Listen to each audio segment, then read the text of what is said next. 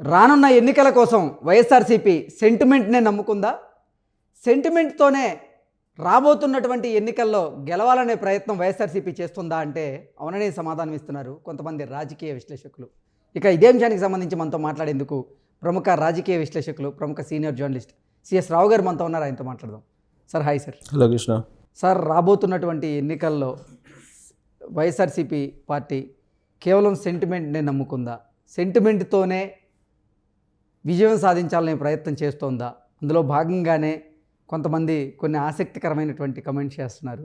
బొత్స సత్యనారాయణ గారు, మేము వైజాగ్ని రాజధాని చేద్దామని ఒక యజ్ఞంలాగా ప్రయత్నం చేస్తుంటే ఆ యజ్ఞం మీద మాంసపు ముద్దేయాలని ప్రయత్నం చేస్తున్నారు టీడీపీ వాళ్ళంటూ కూడా కొన్ని ఆరోపణలు చేశారు. ఈ ఆరోపణలను ఎలా చూడొచ్చు? ఏంటి సార్, నిజంగా సెంటిమెంట్నే వైఎస్ఆర్సీపీ నమ్ముకుందా రాబోతున్న ఎన్నికల్లో అంటే ఏం చెప్తారు? అంటే ఒకటి, మిగిలినటువంటి పార్టీలకు భిన్నంగా వైఎస్ఆర్ కాంగ్రెస్ పార్టీ ఉంటుంది.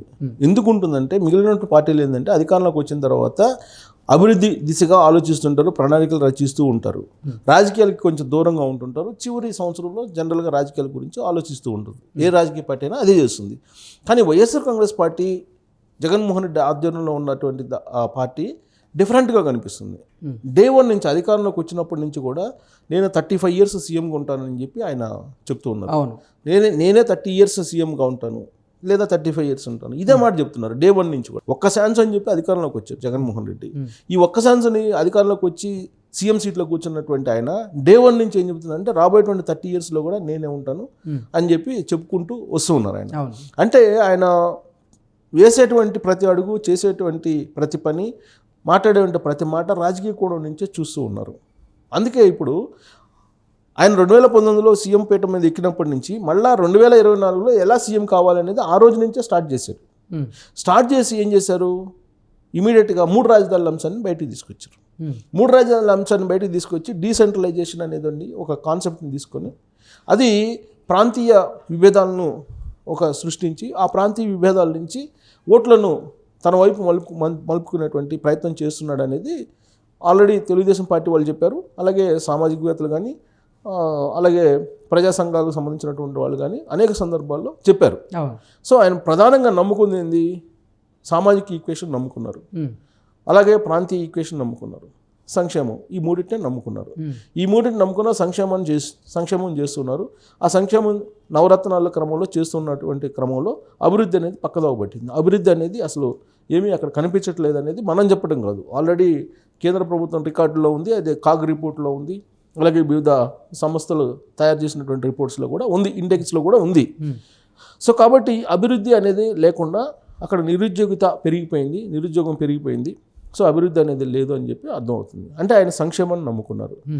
ఆ తర్వాత ఏమో నమ్ముకున్నారు, సామాజిక ఈక్వేషన్ నమ్ముకున్నారు. సామాజిక ఈక్వేషన్ నమ్ముకుని సామాజిక ఈక్వేషన్లో ఫస్ట్ క్యాబినెట్లో ఆయన 5 ఉప ముఖ్యమంత్రులని 5 సామాజిక వర్గాలకు సంబంధించినటువంటి వాళ్ళకి ఇచ్చారు. సెకండ్ క్యాబినెట్లో కూడా అదే ఇచ్చారు.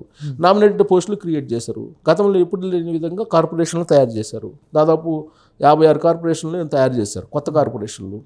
ప్రతి ఉపకులానికి ఒక కార్పొరేషన్ని పెట్టేసి వాళ్ళల్లో ఒకరిని చైర్మన్ చేసి ఆ కులానికి సంబంధించినటువంటి వాళ్ళకి శాలరీ ఇస్తూ ఉన్నారు. సో అయినంత మాత్రాన ఆ సామాజిక వర్గం మొత్తానికి న్యాయం చేసినట్టు అవుతుందా? కాదు. ఆల్రెడీ ప్రభుత్వంలో ఎస్సీ కార్పొరేషన్ ఉంది, ఎస్టీ కార్పొరేషన్ ఉంది, ఇవన్నీ కూడా ఉన్నాయి, మైనారిటీ కార్పొరేషన్ ఉంది. కానీ ఇప్పుడు కులాలను సబ్ క్యాస్ట్ల వారీగా ఆయన కార్పొరేషన్ ఏర్పాటు చేసి చైర్మన్ పదవులను ఇచ్చేసి దాన్ని సామాజిక ఈక్వేషన్ అని చెప్పి కీలకమైనటువంటి పోస్టులో రెడ్డి సామాజిక వర్గాన్ని పెట్టుకొని ఈ మిగతా సామాజిక వర్గం అనేది సామాజిక ఈక్వేషన్ అనేది చూపిస్తూ సామాజిక ఈక్వేషన్ రూపంలో ఓట్లను తన వైపు తిప్పుకునేటువంటి ప్రయత్నం చేస్తూ ఉన్నారు. ఇక మూడోది ఏంటి, ఇక్కడ సంక్షేమము, అలాగే సామాజిక ఈక్వేషను. మూడోది ఏంటి, ప్రాంతీయవాదాన్ని లేపాలంటే 3 రాజధానులు అనేటువంటి కాన్సెప్ట్ని తీసుకొచ్చారు.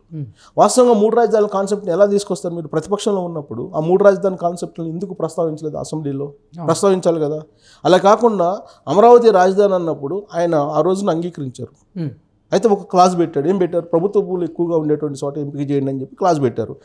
ఆ తర్వాత అక్కడ శ్రీకృష్ణ కమిటీ ఇచ్చిన రిపోర్టు అవన్నీ అధ్యయనం చేసిన తర్వాతనే అక్కడ పెట్టినప్పుడు అసెంబ్లీలో ఏకగ్రీవ తీర్మానం చేశారు. వాళ్ళు కూడా సపోర్ట్ చేశారు, వైఎస్ఆర్ కాంగ్రెస్ పార్టీ వాళ్ళు కూడా. అప్పుడు అమరావతిని రాజధానిగా తీర్మానం చేసినటువంటి జగన్మోహన్ రెడ్డి అదనంగా ఏం చెప్పారంటే, ఎన్నికల ప్రచారంలో భాగంగా ఒకవేళ జగన్మోహన్ రెడ్డికి ఓటేస్తే రాబోయేటువంటి రోజుల్లో అమరావతి రాజధాని తరలిస్తారు అనేటువంటి ఒక ప్రచారం జరిగింది. ఆ ప్రచారానికి ఆయన ఫుల్ స్టాప్ పెడుతూ నేను అమరావతి రాజధానిని తరలించను, నేను నా హౌస్ తాడేపల్లిలో ఉంది, నేను అందుకే తాడేపల్లిలో కట్టుకున్నాను, నేను ఎందుకు తరలిస్తాను అని చెప్పి ఆయన ఎన్నికల ప్రచారంలో ఆయన చెప్పడం జరిగింది. సీన్ కట్ చేస్తే ఆయన ముఖ్యమంత్రి అయిన తర్వాత 3 రాజధానుల కాన్సెప్ట్ని తీసుకొచ్చారు. అంటే ప్రాంతీయవాదాన్ని ఆయన తీసుకొచ్చేటువంటి ప్రయత్నం చేశారు. అంటే ఆయన డే 1 నుంచి రాజకీయాల గురించి 2024లో ఏ విధంగా మళ్ళీ సీఎం కావాలనేది డే 1 నుంచి ప్లాన్ చేసుకుంటూ వచ్చారు. ఇచ్చినటువంటి హామీ ప్రకారం సంక్షేమ పథకాలని బటన్ నొక్కేటువంటి కార్యక్రమాన్ని ఎంచుకున్నారు. నెక్స్ట్ ఎలక్షన్కి ఏంటి? నెక్స్ట్ ఎలక్షన్కి సామాజిక ఈక్వేషను అలాగే ప్రాంతీయ ఈక్వేషను ఈ రెండింటిని నమ్ముకున్నారు. సో ప్రాంతీయ ఈక్వేషన్ లేపాలని చెప్పి అనుకున్నారు. ప్రాంతీయ ఈక్వేషన్ వర్కౌట్ కావాలి. ఎందుకంటే కోర్టులోకి వెళ్ళి కోర్టులో ఈ 3 రాజధానుల అంశాన్ని తిరస్కరించాయి. ఆయన పెట్టినటువంటి బిల్లుని మళ్ళీ వెనక్కి తీసుకున్నాయి. అయినప్పటికీ దీన్ని రాజకీయ కోణం నుంచి తీసుకెళ్తున్నారు. రాజకీయ కోణం నుంచి తీసుకెళ్ళి ఇప్పుడు ఏం చెప్తున్నారు? ఉత్తరాంధ్రకి రాజధాని వస్తుంటే, విశాఖకి ఎగ్జిక్యూటివ్ క్యాపిటల్ వస్తుంటే చంద్రబాబు నాయుడు అడ్డుకునేటువంటి ప్రయత్నం చేస్తున్నారు అని చెప్పి ప్రచారం మొదలుపెట్టారు. ఆల్రెడీ ఉత్తరాంధ్రకు సంబంధించినటువంటి లీడర్లు, వైఎస్ఆర్ కాంగ్రెస్ పార్టీకి సంబంధించినటువంటి వాళ్ళు గత కొన్ని రోజుల నుంచి కూడా అదే ప్రచారం చేస్తున్నారు. ఇప్పుడు మళ్ళీ ఎలక్షన్స్ టైం వచ్చేసింది. ఆ సెంటిమెంట్ని మరింత రక్తి కట్టించేటువంటి ప్రయత్నం వైఎస్ఆర్ కాంగ్రెస్ పార్టీకి సంబంధించినటువంటి వాళ్ళు చేస్తూ ఉన్నారు. దాంట్లో భాగంగా బొత్స సత్యనారాయణ సీనియర్ పొలిటీషియన్ మంత్రిగా ఉన్నారు. ఆయన ఏమంటున్నారు? వైజాగ్కి మేము క్యాపిటల్ తీసుకొస్తుంటే దాన్ని ఒక యజ్ఞంలాగా మేము చేపడుతుంటే న్యాయస్థానంలో పోరాడి ప్రతిపక్షాలు ఒకవేళ వ్యతిరేకించినా కానీ మేము కాదని చెప్పి మేము తీసుకొస్తుంటే ఒక యజ్ఞం మాదిరిగా ఆ యజ్ఞంలో మాంసం ముద్దే వేసేసి యజ్ఞాన్ని ఆపేసినట్టు రాజధాని రాకుండా ఆపేసేటువంటి ప్రయత్నం చేస్తున్నారు అనేది ఆయన చేసినటువంటి తాజా కామెంట్. ఇదే కామెంట్ని, ఇదే ఆరోపణని రాబోయేటువంటి ఎన్నికల్లో మరింత బలంగా తీసుకెళ్లి ఉత్తరాంధ్రలో ఓట్లని పొందేటువంటి ప్రయత్నం స్టార్ట్ చేసింది వైఎస్ఆర్ కాంగ్రెస్ పార్టీ అని చెప్పి మనం భావించడానికి అవకాశం ఉంది. సెంటిమెంట్ని నమ్ముకున్నారు. సో 3 రాజధానులు, అటు కర్నూలులో ఇదే చెప్తారు, వైజాగ్లో ఇదే చెప్తారు రేపు ఎలక్షన్ అప్పుడు. అమరావతిలో ఎలాగో చెప్పలేరు. సో కాబట్టి అమరావతిలో లేకపోయినా, కోస్తాంధ్రలో లేకపోయినప్పటికీ మిగిలినట్టు ఉత్తరాంధ్ర, రాయలసీమలో సీట్లను మరింత పొంది ఈ సెంటిమెంట్ తోటి మళ్ళీ ముఖ్యమంత్రి కావాలనేటువంటి కాన్సెప్ట్లో జగన్మోహన్ రెడ్డి వెళ్తున్నారు. ఆ సెంటిమెంట్ని లేపేటువంటి ప్రయత్నం చేస్తున్నారు. సెంటిమెంట్ అనేది ఎంత బలంగా ఉంటుందంటే తెలంగాణలో మనం చూసాం. 2 సార్లు సీఎం కావడానికి కేసీఆర్ సెంటిమెంట్ని నమ్ముకున్నారు. ఎప్పుడైతే టీఆర్ఎస్ పార్టీని బీఆర్ఎస్ చేశారో క్లోజ్ అయిపోయింది, అధికారం నుంచి దిగిపోయారు. అలాగే సెంటిమెంట్ అనేది పనిచేసేదని చెప్పి జగన్మోహన్ రెడ్డి ప్రత్యక్షంగా చూశారు తెలంగాణలో. కాబట్టి ఆ సెంటిమెంట్ని, ప్రాంతీయవాదాన్ని అనేది లేపేటువంటి ప్రయత్నం చేస్తున్నాడు జగన్మోహన్ రెడ్డి అనేది అందరికీ అర్థమవుతుంది. సో ఈ సెంటిమెంట్ అక్కడ వర్కౌట్ అవుతే కనుక ఆయన అనుకుంటున్నట్టు మళ్ళీ అధికారంలోకి వస్తారు అనేది వైఎస్ఆర్ కాంగ్రెస్ పార్టీ ఆశ. కానీ ఆంధ్రప్రదేశ్లో ఆ సెంటిమెంట్ వర్కౌట్ అవుతుందా లేదా అనేది చూడాలి. ఇప్పటివరకు అయితే ఆ సెంటిమెంట్ పెద్ద ఎత్తున లేదు. సెంటిమెంట్ని రైజ్ చేసే ప్రయత్నం అయితే చేస్తుంది వైఎస్ఆర్ కాంగ్రెస్ పార్టీ. కాబట్టి దాంట్లో ఎంత సఫలీకృతం అవుతారనేది చూడాలి. బొత్స సత్యనారాయణ మాత్రం దాన్ని ఒక యజ్ఞంతో పోల్చి, ఆ యజ్ఞంలో ఏదో మాంసం ముద్ద రాక్షసులు వచ్చి వేసినట్టు తెలుగుదేశం పార్టీ వాళ్ళు, జనసేన వాళ్ళు వచ్చి ఆపేటువంటి ప్రయత్నం చేస్తున్నారు అని చెప్పి చెప్పేటువంటి ప్రయత్నం చేస్తున్నారు. బట్ తెలుగుదేశం, జనసేన ఏం చెప్తుంది? వైఎస్ఆర్ కాంగ్రెస్ పార్టీ వాళ్ళు వైజాగ్లోనే భూములు కబ్జా చేశారు, అక్కడ ఋషికొండను కట్టుకొని ఋషికొండ పర్యావరణాన్ని దెబ్బతీశారు అనేటువంటి యాంగిల్ వాళ్ళు చెప్తున్నారు. అక్కడ వైజాగ్లో ఉండేటువంటి తెలుగుదేశం వాళ్ళు వీళ్ళందరూ కూడా మాకొద్దు రాజధాని, మీరు వెళ్ళిపోండి, ఇక్కడికి వస్తే గొడవలు చేస్తారు అని చెప్పి గొడవలు అవుతాయి, ట్రాఫిక్ ప్రాబ్లం అవుతుంది, ఇవన్నీ కూడా చెప్తున్నారు. భిన్నాభిప్రాయాలు ఉన్నాయి.